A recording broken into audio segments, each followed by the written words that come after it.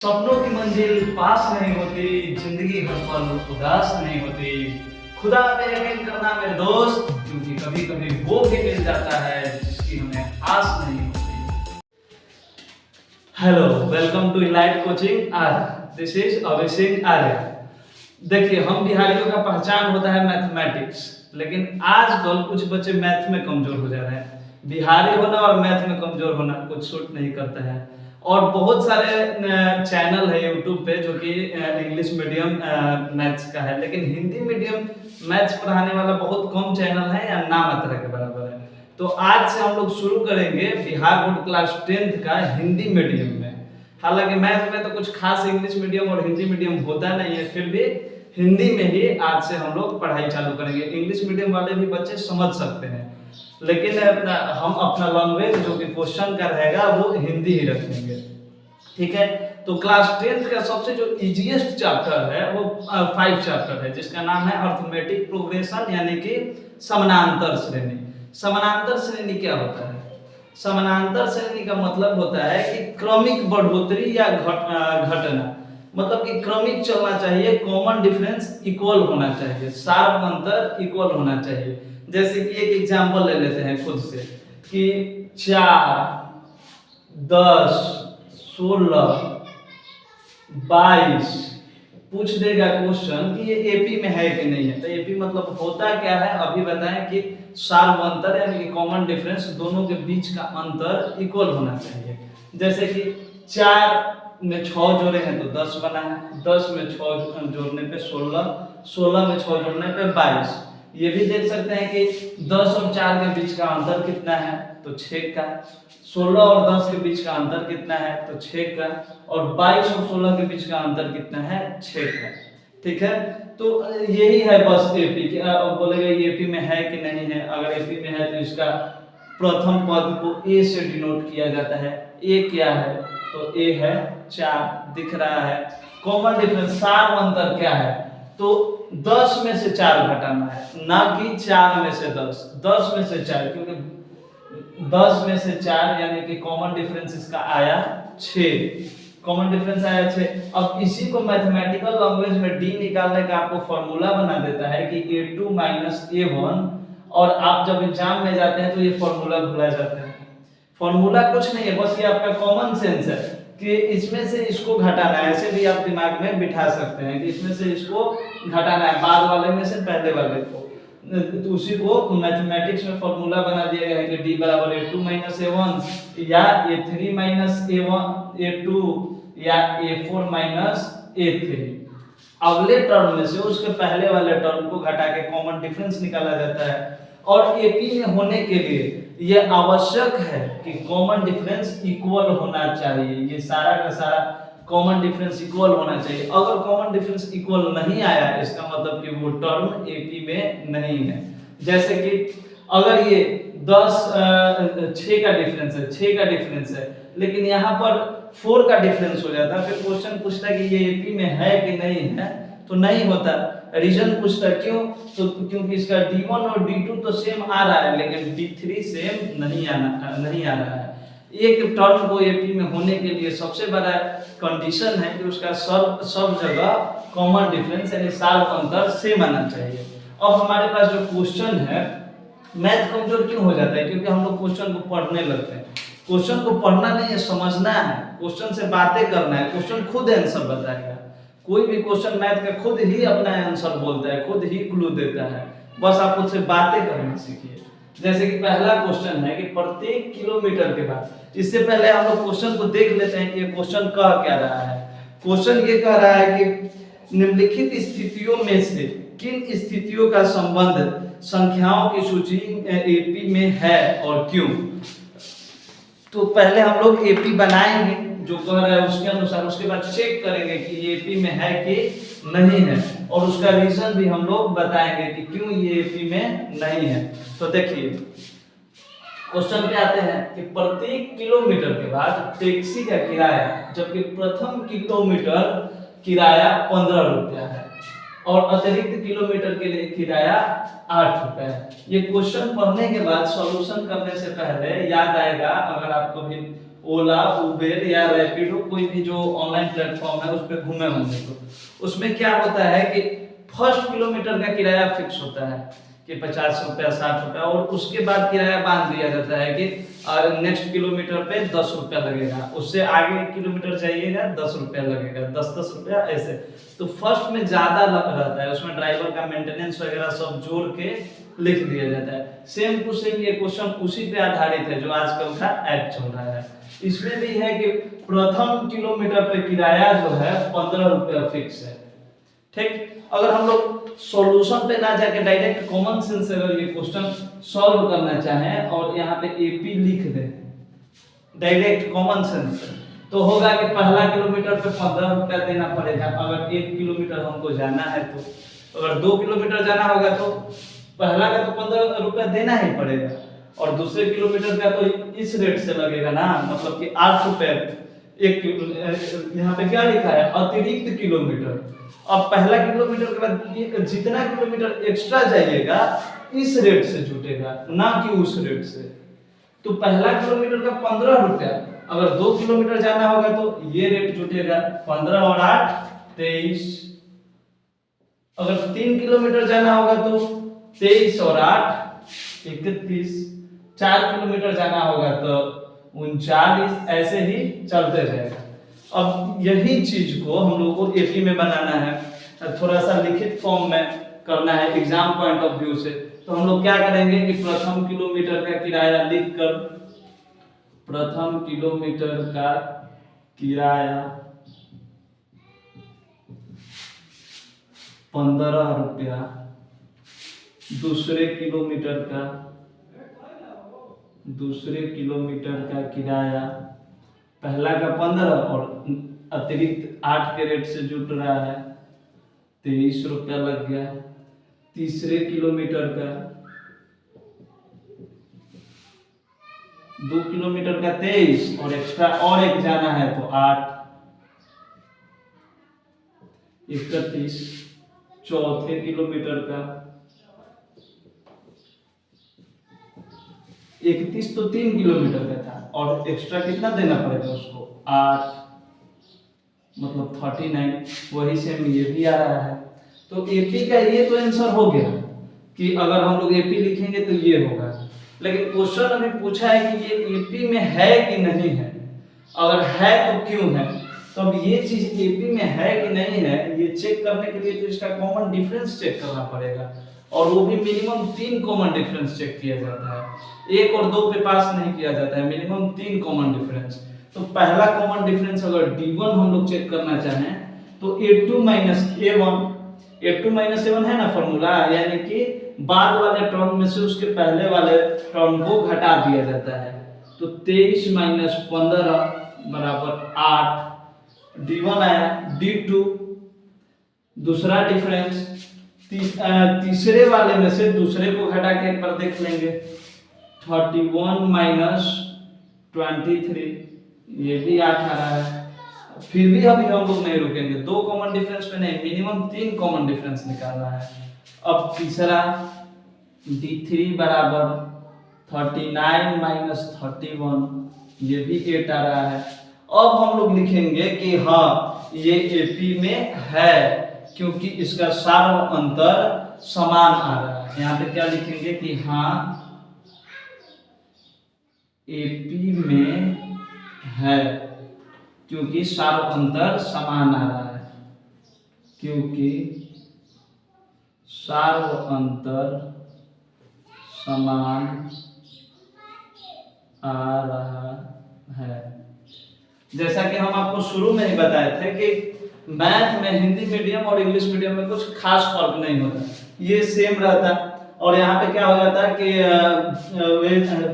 First kilometre, second kilometre rent, third kilometre का rent and fourth kilometre. और यहाँ पे क्या लिखते हैं कि yes it is in AP because common difference are equal. ठीक, तो पहला क्वेश्चन हम लोग समझ गए। अब दूसरे क्वेश्चन की बारी।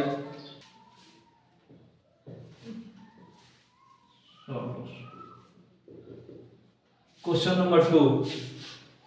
क्वेश्चन कर रहा है कि किसी बेलन में उपस्थित हवा की मात्रा जबकि मतलब कि बेलन में उपस्थित हवा का मात्रा का हम लोग सीक्वेंस लिखना है।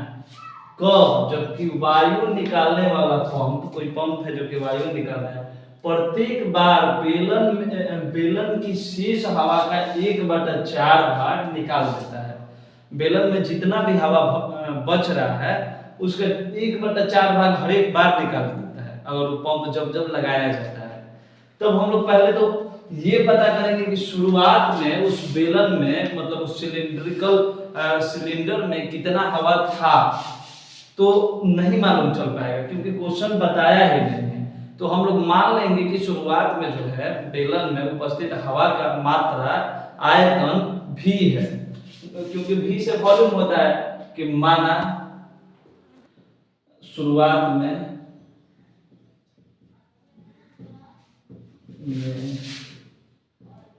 बेलन में उपस्थित हवा की मात्रा V मान लिए। अब क्या हुआ कि जब इस V हवा वाले में अब पंप लगाया गया तो V का 1/4, V का 1/4 मतलब कि पहले निकला कितना, बचा कितना शेष। पहले तो था V और V का 1/4 मतलब कि V/4 होगा, क्योंकि V में 1 से इंटू करने पर V ही होता है, तो V/4। अब इसमें से पहले था V, निकल चुका है V/4, तो बचेगा कितना। तो V में से V/4 को जब माइनस करेंगे तभी तो पता चलेगा कि इतना था, इतना निकल गया तो कितना बचेगा। तो माइनस करके जब हम लोग देखते हैं ऐसे माइनस जो कि नीचे में कुछ नहीं दिया है, तो डायरेक्ट इसको माइनस कर दिया जाता है कि यहाँ से यहाँ इंटू करके, अगर प्लस रहेगा यहाँ पे सिंबल तो इसमें प्लस करेंगे और माइनस रहेगा तो सिंबल माइनस करेंगे। ठीक है, तो 4 में V से इंटू करेंगे तो 4V में से 1V माइनस कर देंगे तो 3V/4 आ जाएगा। मतलब कि जब शुरुआत में V था और एक बार जब पंप लगाया गया उसके बाद उसमें बचा हवा 3/4, क्योंकि V/4 निकाल दिया। अगर हम लोग बनाना चाहे सीक्वेंस इसका अगर हम लोग बनाना चाहें AP का, तो पहले तो था V, एक बार निकालने के बाद बचा 3V/4। अब दूसरी बार निकालने के बाद क्या बचेगा देखते हैं कि दूसरी बार निकालने के बाद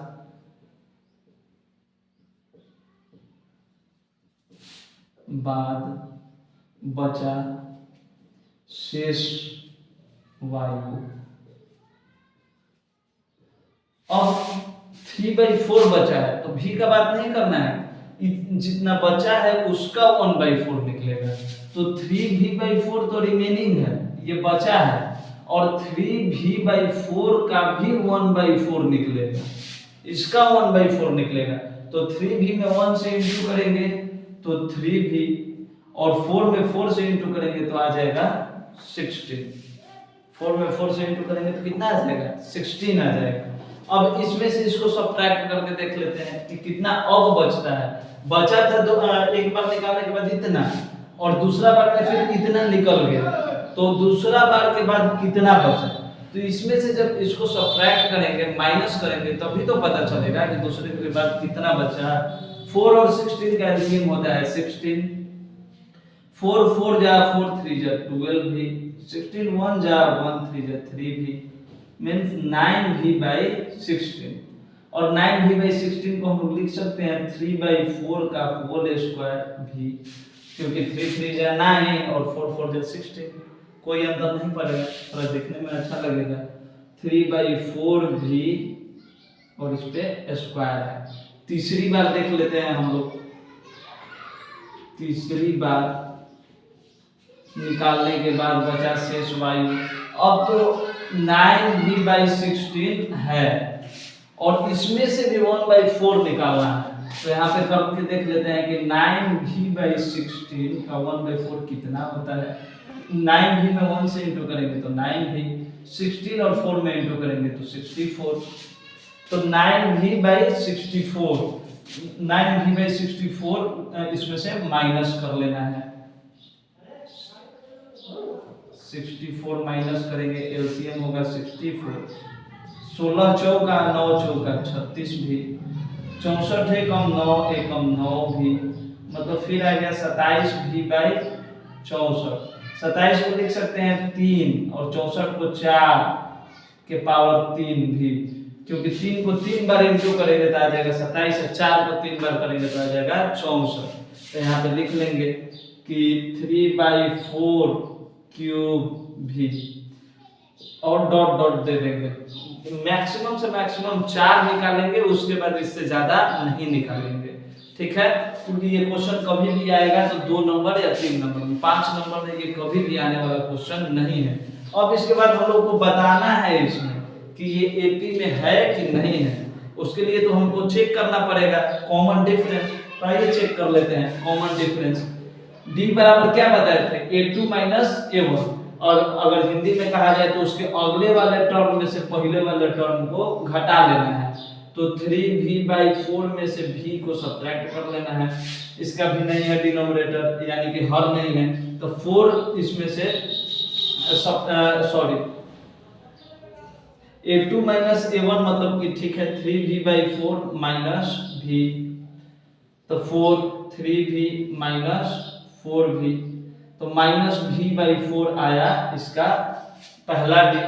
दूसरा डी निकालेंगे तो दूसरा डी निकाल लेते हैं, ये d1 d2 जो है 9/16 v माइनस इसमें से 3v/4 सब्ट्रैक्ट कर लेंगे 16, यहाँ पे 9v माइनस 12v, इसका आ गया माइनस 3v/16। साफ दिख रहा है इसका कॉमन डिफरेंस इक्वल नहीं आया है, इसका मतलब ये एपी में नहीं है। हिंदी वाले लिख देंगे कि नहीं ये एपी में नहीं है, और इंग्लिश मीडियम वाले लिखेंगे it is not in AP, ये एपी में नहीं है। बस इतना ही था, हो गया। अब हम लोग चलेंगे तीसरे क्वेश्चन। क्वेश्चन नंबर 2 कह रहा है कि प्रत्येक मीटर खुदाई के बाद एक कुआं खोदने में आई लागत, जबकि प्रथम मीटर खुदाई की लागत 150 रुपया है, और बाद में प्रत्येक मीटर की खुदाई की लागत 50 रुपए के हिसाब से बढ़ती जाती है। ये क्वेश्चन नंबर 3 है। तो इसमें जैसे क्वेश्चन फर्स्ट था जो गाड़ी वाला था, भाड़ा वाला था, टैक्सी वाला, same to same question number ये है सेकंड थर्ड। इसमें भी वही चीज है, जैसे कि आपके घर में या गांव में कोई कुआं खुदवा रहा है, तो कुआं खोदने वाला जब आया तो वो अपना बता रहा है कि उसका क्या मजदूरी है, क्या लेगा। तो बोला कि जब आप 1 मीटर कुआं खुदवाइएगा तो 150 रुपया देंगे। ऐसा क्यों हो सकता है, वो अपना भाड़ा से जोड़ा हो पहला मीटर के बाद, और दूसरे मीटर से एक एक मीटर का 50-50 रुपया वो बताया है। मतलब कि पहला मीटर फिक्स है जैसे कि टैक्सी वाले में था, और दूसरे मीटर से प्रत्येक मीटर का 50 रुपया, ये भी फिक्स है। तो अब अगर हम लोग एपी में बनाएं तो ये तो ऐसे ही बन जाएगा 150 1 मीटर का। अगर 2 मीटर आपको काम करवाना होगा तो 150 1 मीटर का तो लेबे करेगा, 50 को और लेगा, मतलब 200। 3 मीटर करवाना होगा तो 50 रुपया और देना पड़ेगा, 250। और 1 मीटर बनवाना होगा तो और 50 रुपया देना पड़ेगा। हाँ ठीक है, 300। ऐसे ही बढ़ते जाएगा। अब इसका ये बहुत ही इजी क्वेश्चन है, लेकिन अब इसको फॉर्मली लिखना होगा, तब कैसे लिखेंगे, तो लिख देंगे कि प्रथम मीटर खुदाई की लागत, 1 मीटर खुदाई की लागत है 150 रुपया। अब यही चीज में बस करते जाना है कि दूसरे मीटर खुदाई की लागत, तो 150 और एक्स्ट्रा वाला 50, क्योंकि क्वेश्चन खुद बोल रहा था कि प्रथम का 150 है और उसके बाद अतिरिक्त जितना भी खुदाई करवाइएगा 50 रुपया है अतिरिक्त का। तो अतिरिक्त का 50 है ना ऐड होगा, तो 150 में 50 ऐड किए, हो गया 200, जो कि यहाँ पे लिख दिए। और तीसरे मीटर का अगर वो निकालना हो तो तीसरे मीटर का तो 200 2 मीटर का लिया था, इससे और 50 रुपया ज्यादा लेगा, यानी कि 300। चौथे मीटर का अगर 4 मीटर गहरा कुआं खुदवाते हैं तो 300 प्लस और 50, मतलब कि 350, सॉरी 200 और प्लस यहाँ पे 250 होगा, 250, और यहाँ पे 250 प्लस 50 यानी कि 300। तो यही चीज यहाँ पे लिखा हुआ है। अब क्वेश्चन में पूछा था कि ये एपी में है कि नहीं है, और नहीं है या है तो क्यों, रीजन भी बताना है। तो हम लोग को है या नहीं है, अगर है भी तो क्यों, ये तो बता सकता है सिर्फ और सिर्फ कॉमन डिफरेंस यानी सार अंतर। इसका हम लोग को डी निकालना पड़ेगा।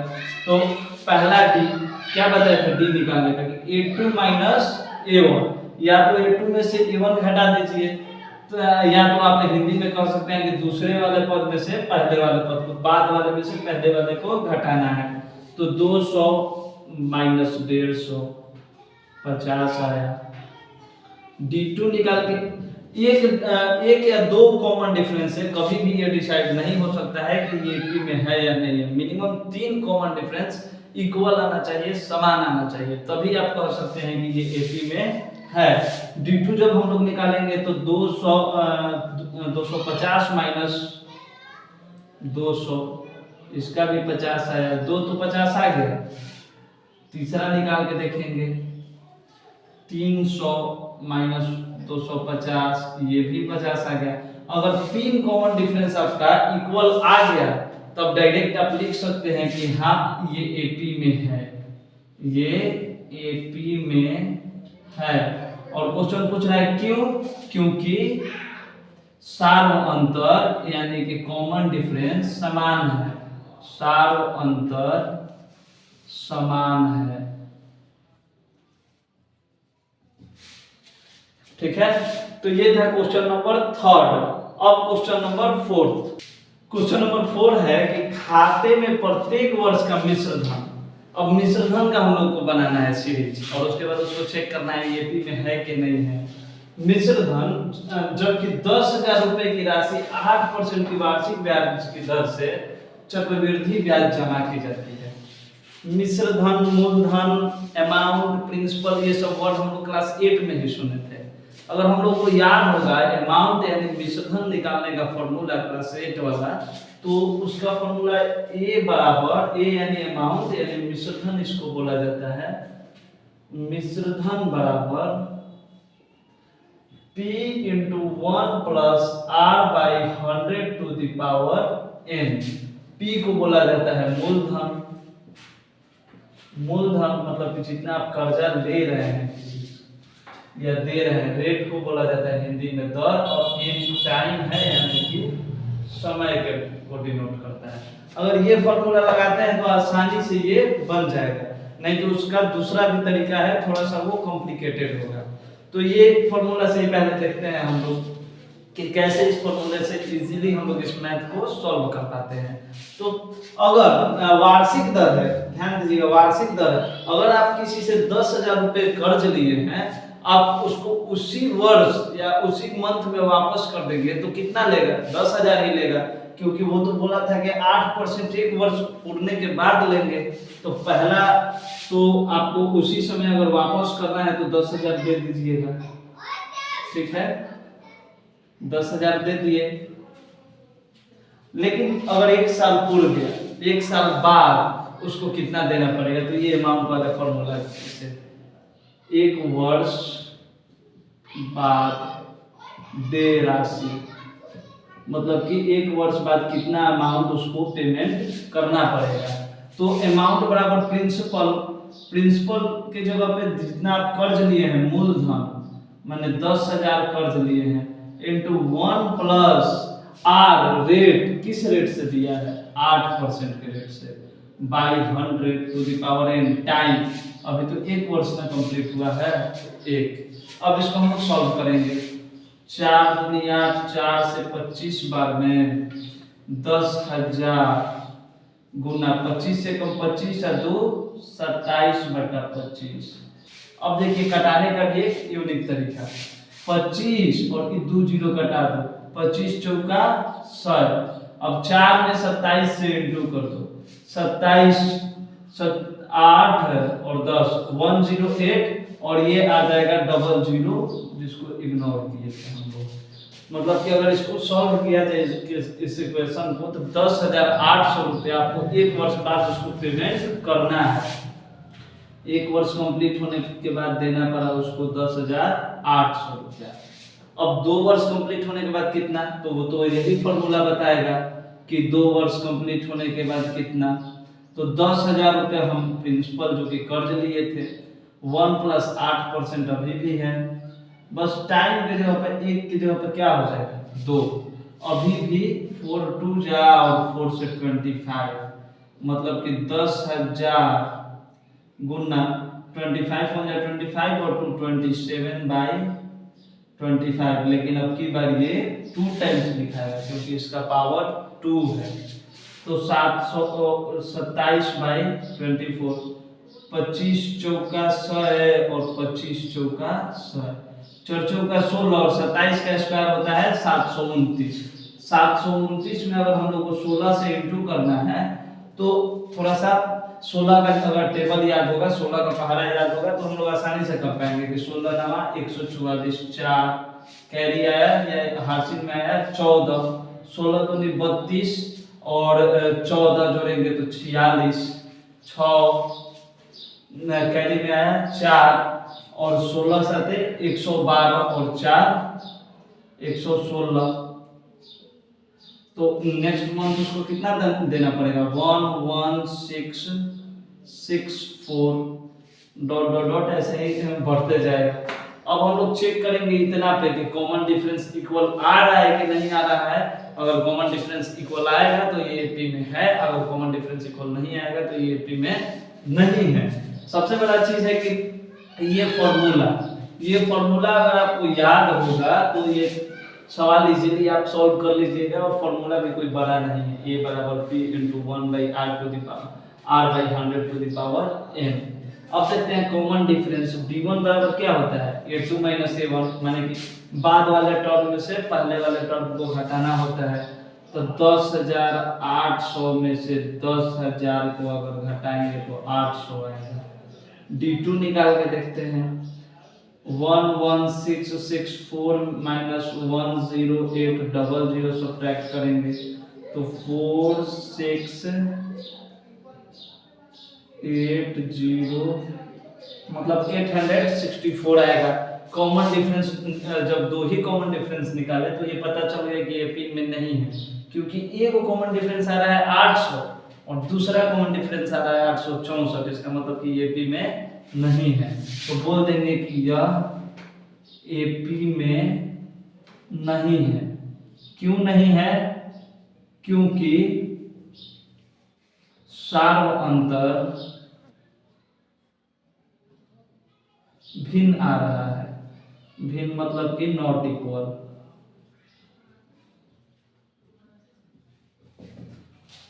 चौथा क्वेश्चन कंप्लीट। क्वेश्चन नंबर 2 बोल रहा है कि दी गई एपी के 4 पद लिखिए। एपी दिया गया है आपको, उसका कोई 4 पद लिखना है, जबकि प्रथम पद ए और सार्व अंतर डी। ए भी दे दिया है, डी भी दे दिया है। अब 5 क्वेश्चन 1 2 3 4 5 क्वेश्चन है 5.1 के दूसरा क्वेश्चन में। अब हम लोग को यहाँ पे एक फॉर्मूला से परिचित होना पड़ेगा।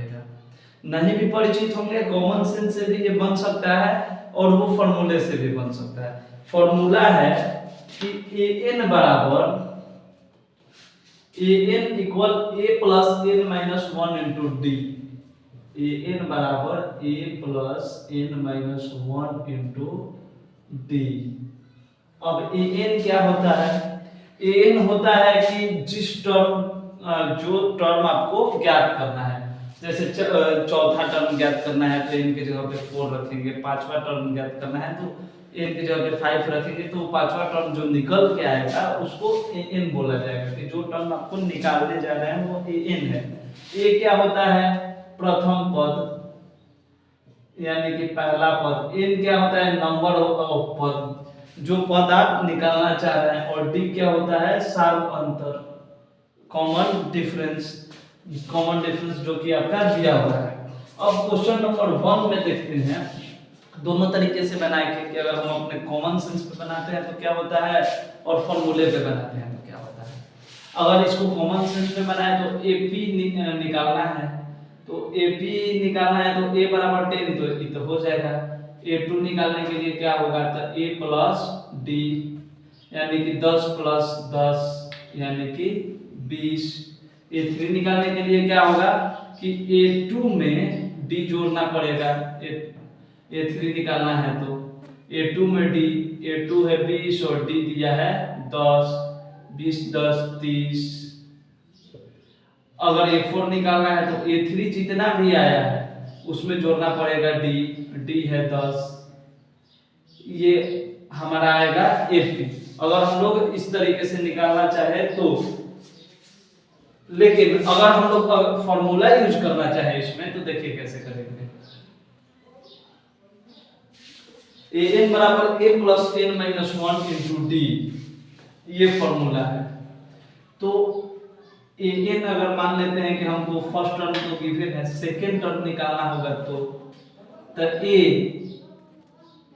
कितना है 10 प्लस n, फॉर्मूला में था ना n कितना, तो दूसरा टर्म निकालना है तो 2 minus 1 into d common difference दिया हुआ है 10, इससे डायरेक्ट लिख लेगा 10, 2 माइनस 1 1, 2 में से गया 1 में 10 से गुना करेंगे 10 और 10 जोड़ के होता है 20, जो कि आ रहा था।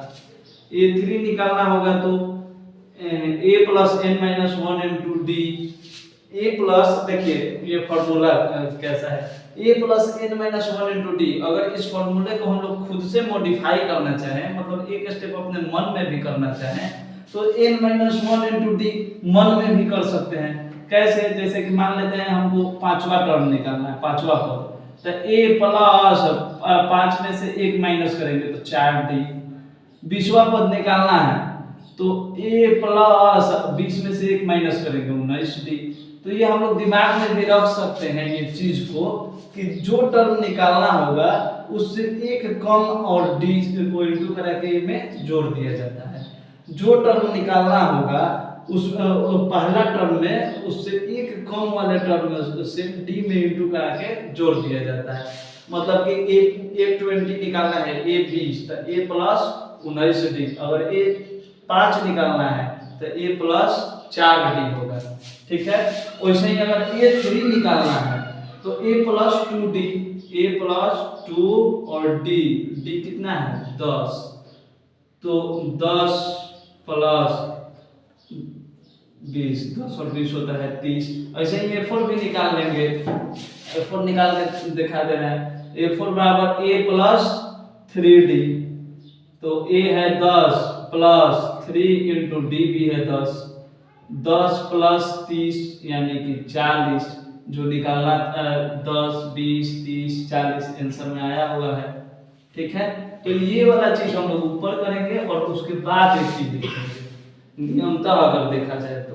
अब इसका दूसरा टर्म लिखते हैं हम लोग कि a तो पता चल गया भाई कि -2 है, a कहो या a1 कहो, a2 निकालना है तो a2 बराबर लिख सकते हैं a plus n minus 1 into D. तो n में से 1 घटाओ, 2 माइनस 1 माने 1d मतलब d, बस a में d जोड़ देना है। -2 में d का है 0, तो -2a आएगा। a3 अगर निकालना होगा तो a प्लस 2d, a कितना है -2 प्लस 2 इंटू d कितना है 0, तो -2 में 2 इंटू 0 करोगे तो 0 आएगा, -2 में 0 ऐड करोगे तो -2a आएगा।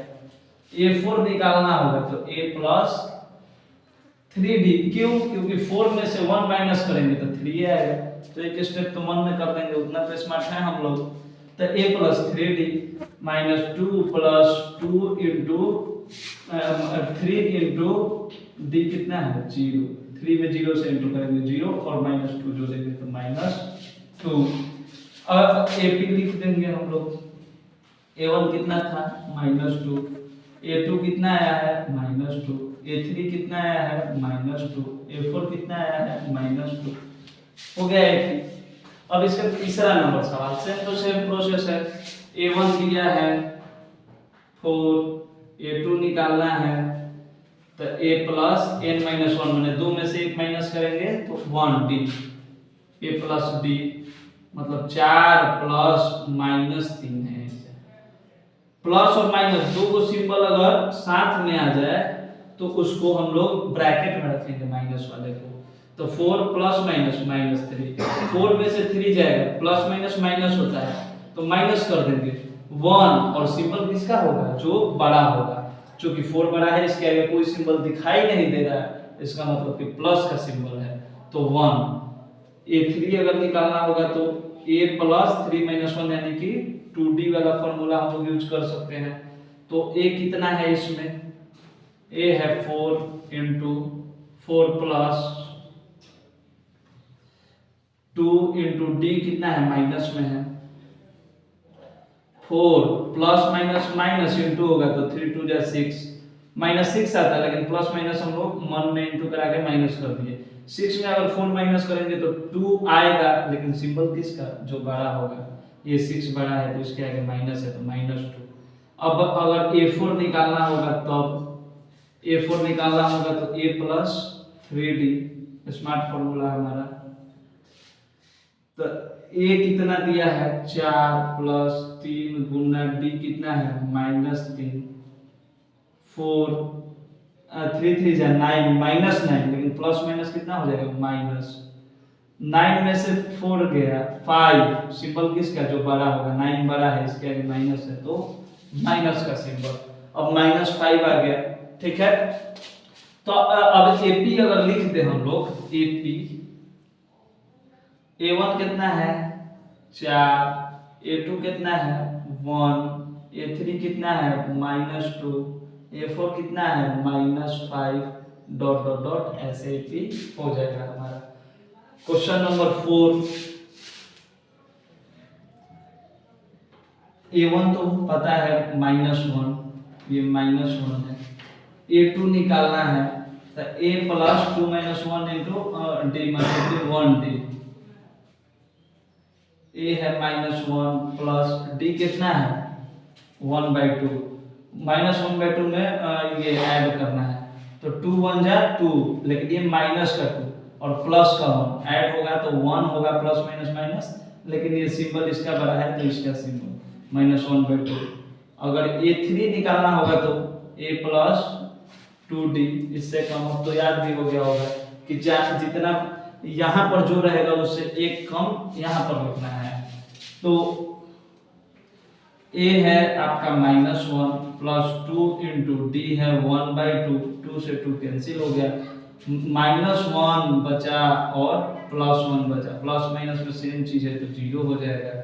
A4 निकालना होगा अगर तो A4 कितना है A plus 3D, A plus 3D, A है आपका -1 प्लस 3 इंटू D है 1/2, तो हो जाएगा -1 प्लस 3/2, 2 इंटू 2।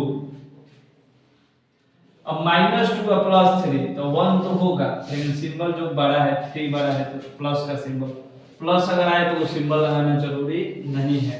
A4 आ गया, अब हम लोग AP लिख लेंगे।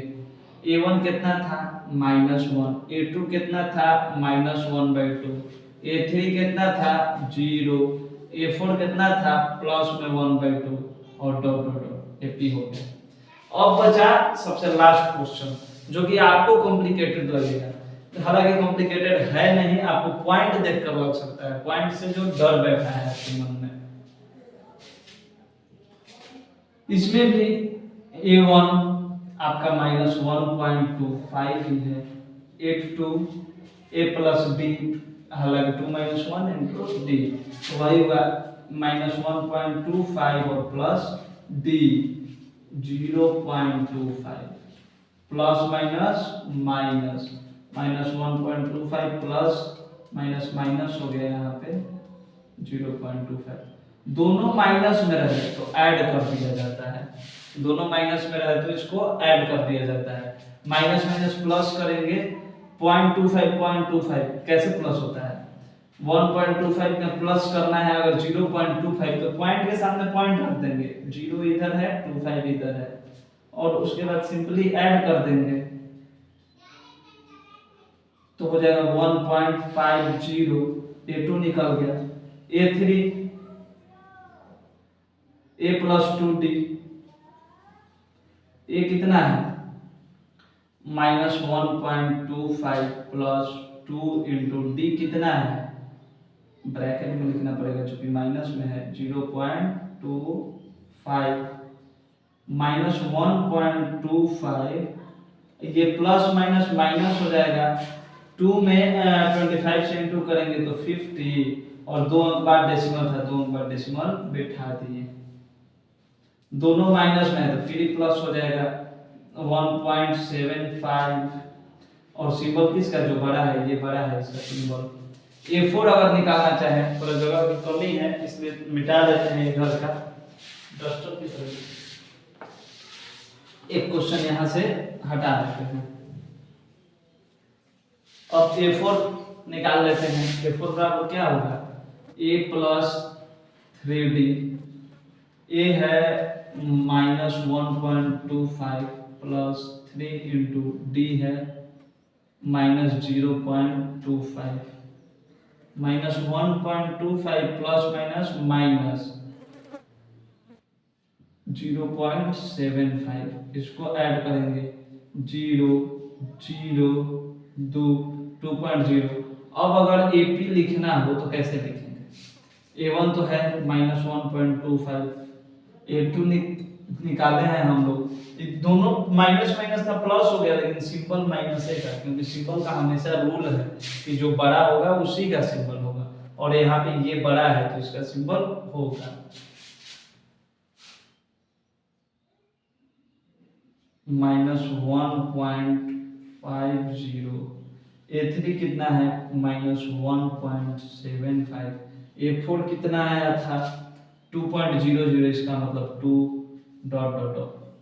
दूसरा हुआ हमारा कंप्लीट। बहुत सारा क्वेश्चन आपका कॉमन सेंस चेक करता है, जैसे क्वेश्चन नंबर 3 बोल रहा है कि निम्नलिखित में से प्रत्येक एपी के लिए प्रथम पद तथा सार्वंतर लिखिए। सोचिए कितना आसान क्वेश्चन है, प्रथम पद तथा सार्वंतर लिखिए। आधा क्वेश्चन तो प्रथम पद है, प्रथम पद तो जो अंधा होगा उसी को नहीं बनेगा, मतलब ए प्रथम पद ई है, प्रथम पद ई है, प्रथम पद ये है, प्रथम पद ये है, प्रथम पद जो पहला है वो प्रथम पद, आधा क्वेश्चन सॉल्व हो गया। ए बराबर 3 इसका आंसर हो गया, ए बराबर -5 इसका आंसर हो गया, ए बराबर 0.6 इसका आंसर हो गया, और ए बराबर 1/3 इसका आंसर हो गया। आधा क्वेश्चन चारों का आधा आधा क्वेश्चन सॉल्व, और बचा कॉमन डिफरेंस। तो कब से तो हम लोग कॉमन डिफरेंस निकालने पे बात कर रहे हैं कि बाद वाले पद में से पहले वाले पद को घटा दिया जाता है। अगर इसको A1 मानते हैं, इसको A2 मानते हैं, A3 A4, तो A2 - A1 घटा दीजिए, आपका कॉमन डिफरेंस आ जाएगा। तो कॉमन डिफरेंस बराबर A2 - A1, A2 दिया है आपका 1 और -3, 1 - 3 2, लेकिन सिंबल किसका होगा, जो बड़ा होगा। यहाँ पे 3 बड़ा है, 3 के आगे माइनस का सिंबल है, इसलिए 2 के आगे किस चीज का सिंबल होगा, सही है। कॉमन डिफरेंस निकालना है, A2 - A1, A2 - A1, A2 है -1 और माइनस A1 है -5, -1 और माइनस माइनस +5। अब प्लस और माइनस दो को सिंबल एक साथ आ गया, अलजेब्रा का सिंपल रूल है कि प्लस माइनस आएगा तो माइनस होगा, तो 5 में से 1 माइनस करेंगे तो 4 होगा, और सिंबल किसका होगा, अलजेब्रा कब से बता रहा है कि जो बड़ा होगा उसका सिंबल होगा, और यहाँ पे बड़ा 5 दिख रहा है, 5 के आगे प्लस का सिंबल है इसलिए यहाँ पे प्लस होगा और प्लस का सिंबल लिखना जरूरी नहीं होता है। यहाँ पे बस आपका यहाँ पे सब्ट्रैक्शन चेक करना चाहता है क्वेश्चन, और ना हो तो कॉमन सेंस चेक करना चाहता है। a2 minus a1, a2 है 5/3 और a1 है 1/3, एलसीएम निकाल के बटा पर के जोड़ घटाव कर लीजिएगा। और ना तो थोड़ा सा स्मार्ट बनिएगा तो देखिए कि डिनोमिनेटर सेम है तो डिनोमिनेटर चुपचाप लिख लीजिए, और ऊपर 5 और 1 है, बीच में माइनस का सिंबल है तो 5 में से 1 सब्ट्रैक्ट करके लिख दीजिए कि 5 में से 1 गया 4, 4/3, इसका आंसर हो गया। और इसमें डी, इसमें क्वेश्चन ये देखना चाह रहा है कि आपको पॉइंट पर के प्लस माइनस आता है कि नहीं। आप 10th में चले गए तो a2 minus a1 पॉइंट पर का नहीं आता है, प्रॉब्लम है अभी, माइनस 0.6 1.1 इसका आंसर, मतलब कि 5.1 का 3 क्वेश्चन समाप्त हो गया, जो कि बहुत आसान था, आप अभी तक देखे। अब हम लोग चौथा क्वेश्चन सॉल्व करेंगे, स्क्रीनशॉट ले लीजिए इसका।